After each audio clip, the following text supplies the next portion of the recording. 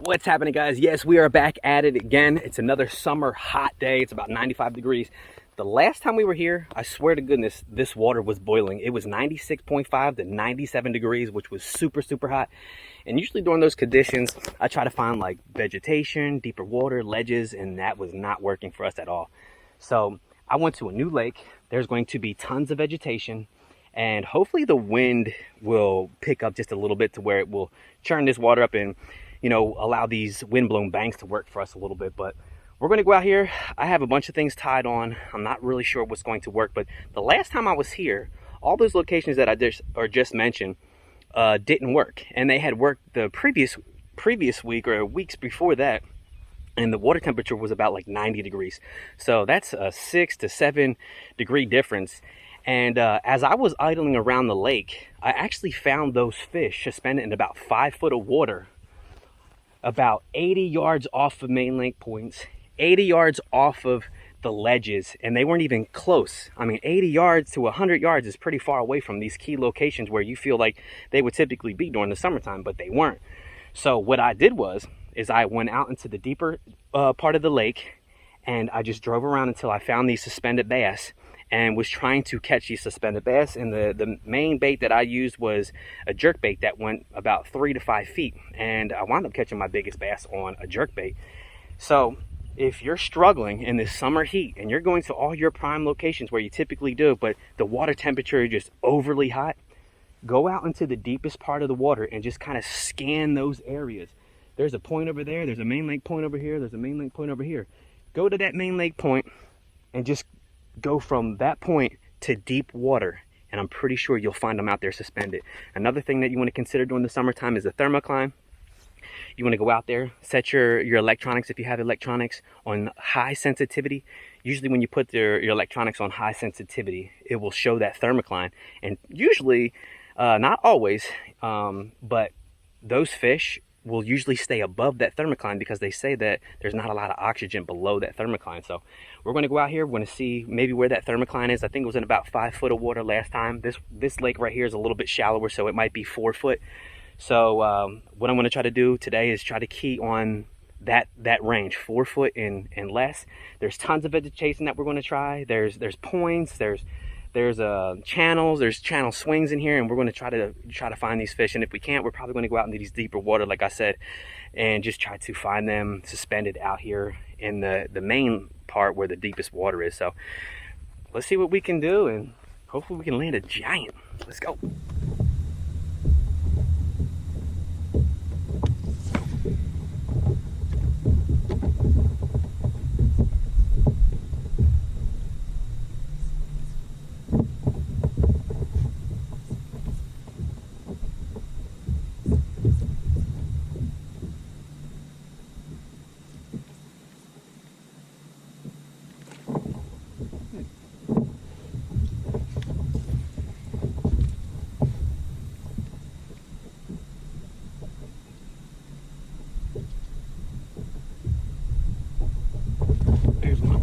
Giant.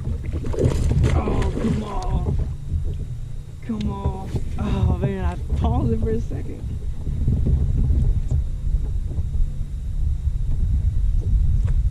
Saw a little wake out here.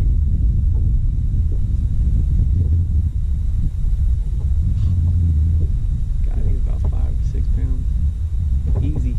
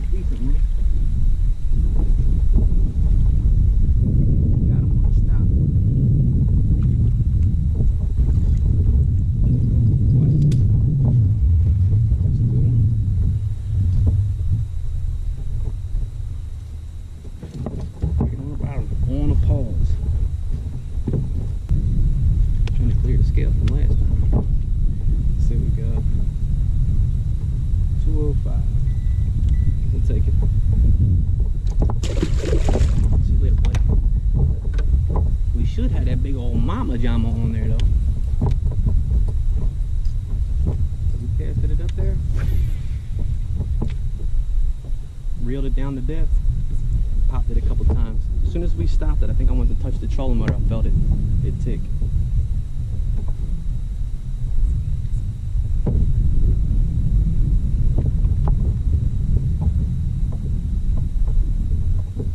So like they say, in the summertime, you're supposed to, fish a jerkbait pretty quick. That time right there, we had it stopped.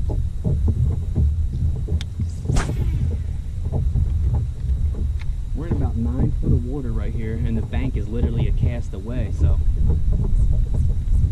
this little bank right here could be a good location for them to, alter their depth, come up here to the bank underneath some of this vegetation, or even just push some shad up against it to feed.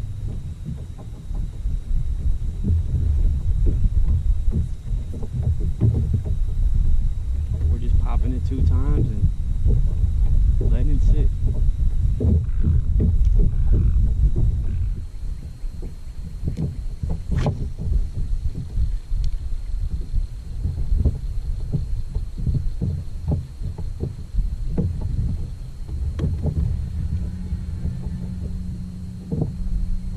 Oh, there's a hit. Oh, broke off. Broke off. Sweet. Got a hit on the shaky head and then break off. Cool. I think I should be setting the hook like a madman.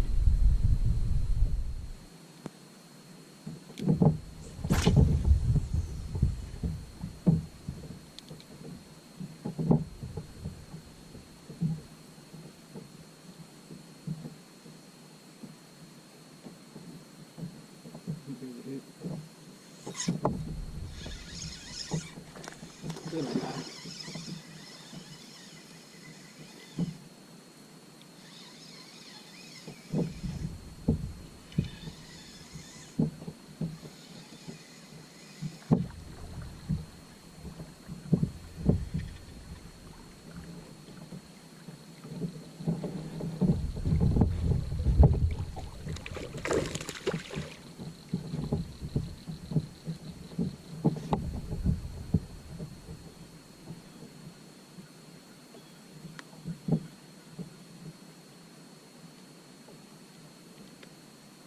Shaky head.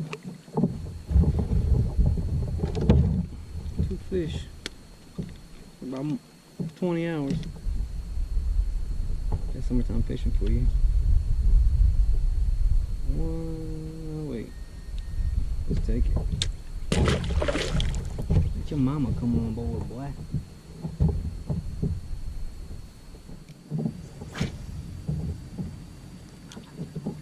Yeah, you ain't gotta tell me yet. That's okay.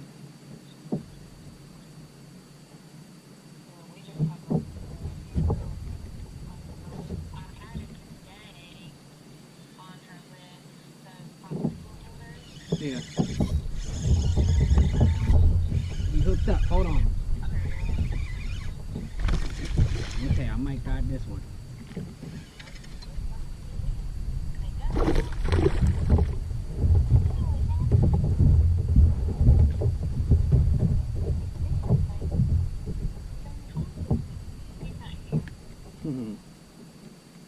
He's a little guy.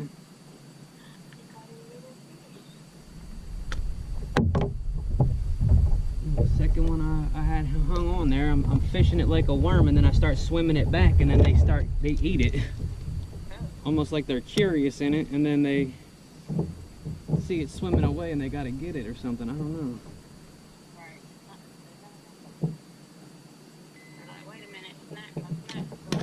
Yeah, that's what I'm thinking. As soon as I start swimming it back, they're coming to get it. Alright. The disappearing milk bottles for her baby dogs. Yeah. Possibly a little school set. Okay. But I gotta think of like what Santa's gonna do and then what we're gonna do. But I told Mom, I said, don't let Nanny buy anything, like let her buy something from you, because you already got her got another one on. Go ahead. This technique is working pretty good.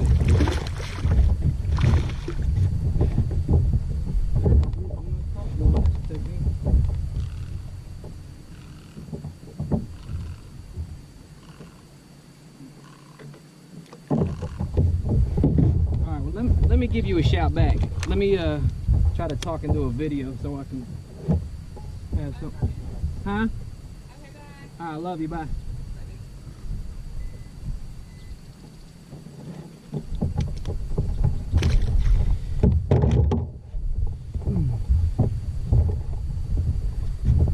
What's happening, guys? It's been super tough all day. I probably only had one fish, and I got here at like 10, 11, 12, 1, 2, 3, 4. One fish in 6 hours, and I just caught 3 fish back to back and had one get off by using this shaky head in this technique right here.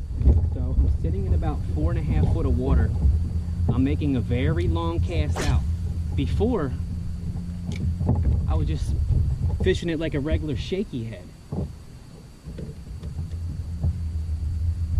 Now, I'm popping it a couple times and I'm swimming it and then popping it again and just letting it sink back down. I'm starting to swim it, pop it, and let it sit back down. These fish are destroying this shaky head on the swim, which is pretty neat. Never fished a shaky head like that. So as I'm swimming back, I see my line tick and I see it going sideways, which is pretty neat. Let's see if we can get another one. What a cool technique. I hate that it only took all day to try it. I mean, I committed to the shaky head throughout the entire lake.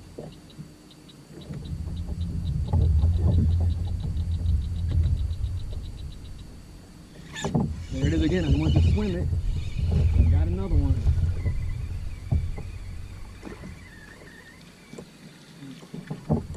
Not huge, but we got another one. So I'm just swimming the shaky head. Got it rigged just like a normal shaky head.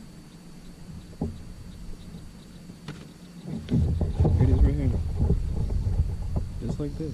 Green pumpkin, and I got this like this chartreuse colored head. So I'm throwing it out there.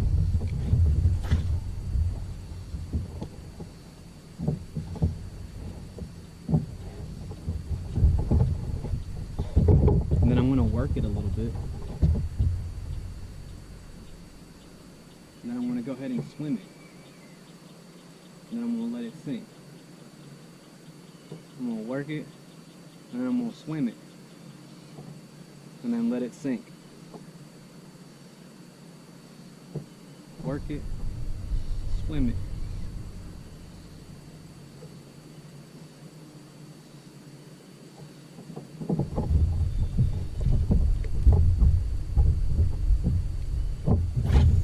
Just make a really long cast. Now, like I said, I'm sitting in about 4.5 foot of water, depending on where I'm drifting. We got a cove here, we got a point, another cove, and then a shallow ledge right here. And just throwing it out there, working it a little bit, and then I'm swimming it. And then I'm gonna pop it toward the end of the swim. Let it go back down.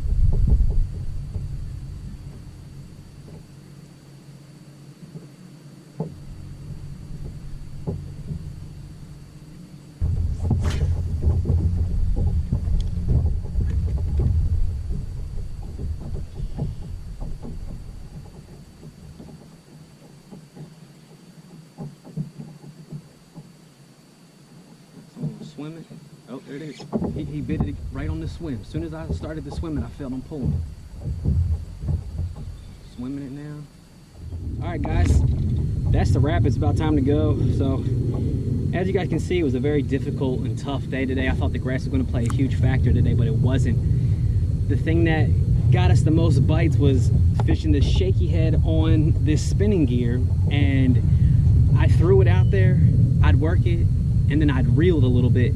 I'd throw it out there, reel it a little bit, and they were getting it on the reel. So guys, if you're having a difficult time catching bass during the heat of the summer, you know, try this technique here. I got it on a small little shaky head. I got a little finesse worm on there. I have a 7-foot rod with about 15-pound braid to a 12-pound leader. As you guys saw earlier, we threw out there toward the bank, and as I was working it, we got that bite, and I set the hook like a madman because we haven't had a bite in about 6 hours, and we wound up breaking off. I stuck to the shaky head a little bit, and then I got a couple more bites, and then toward the end right there, as you guys saw, we'd throw it out, we'd work it a little bit, and then swim it. And what I feel like those bass are doing is, you know, the initial fall and the initial hit on the water, you know, it triggers those fish to come and check out whatever's going on, and they see that, and they see it doing this a little bit, and then it starts to take off. Well, bass have these things like cats, and it's like those reflexes. They have to go catch it, and I believe that's exactly what that technique was doing. It was just triggering that reaction strike. So guys, if you're having a difficult time out there catching them, you know, you might want to try that shaky head, throw it out there, and just try to reel it in. I literally almost put a swimming worm in my tackle box today to bring, just to kind of go over the cover and the grass, but I didn't. But who knows if that would have worked or not. But this is right here, this technique right here is what caught us the most fish. If you guys like the video, go ahead and give it a thumbs up. If you want to see upcoming videos, go ahead and subscribe. But I'll see you next time. Thanks for following along. Peace.